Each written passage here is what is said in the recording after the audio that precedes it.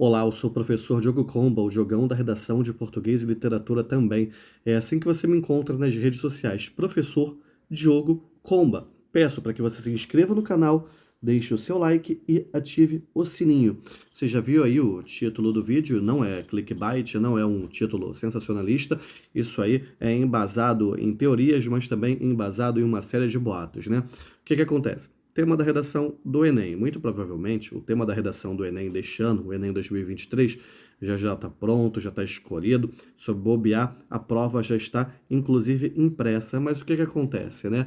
De vez em quando, o INEP, Instituto Nacional de Educação e Pesquisas Públicas, se eu não me engano, e o MEC, o Ministério da Educação, colocam em algumas publicações suas em redes sociais, como o Instagram, por exemplo, algumas pistas do que pode vir a ser, do que poderia vir a ser o tema da redação lá do Enem, correto? E nos últimos dias eu fiquei de olho lá nessas pistas, pretendo fazer isso em algumas próximas semanas também, conforme o Enem vai se aproximando, para te dizer que tipo de coisa pode cair como tema lá da redação. Olha só essa primeira possibilidade de tema: comunicação alternativa para a alfabetização de crianças com deficiência intelectual. Um tema um tanto quanto específico, correto? Mas olha só isso, alguns anos atrás a gente teve lá no Enem o seguinte tema: a formação educacional de surdos no Brasil. Um tema de redação que talvez seria já complicado para alunos e alunas de letras, para estudantes de pedagogia, mas que caiu lá no Enem, para um bando de adolescentes, para milhões de adolescentes discutirem. Por isso, não se assuste se aparecer um tema mais específico que nem esse que eu acabei de comentar aqui.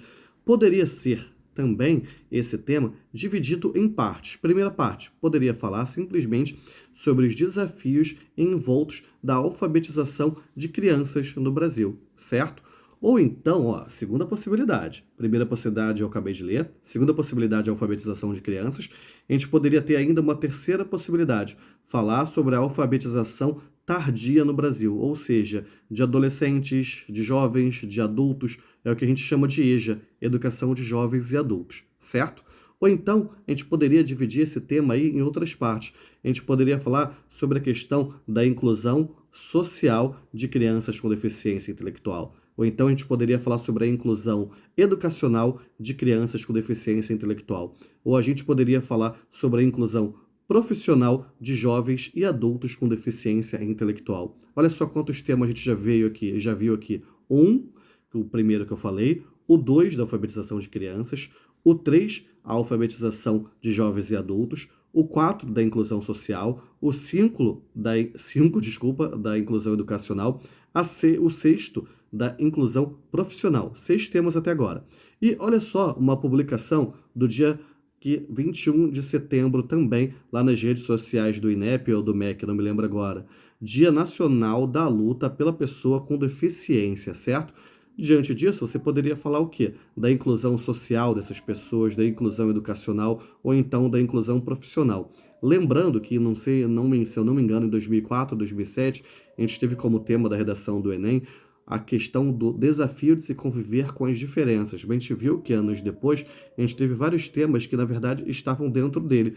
Por exemplo, movimentos migratórios para o Brasil no século XXI, caminhos para combater a intolerância religiosa, caminhos para combater o racismo, beleza?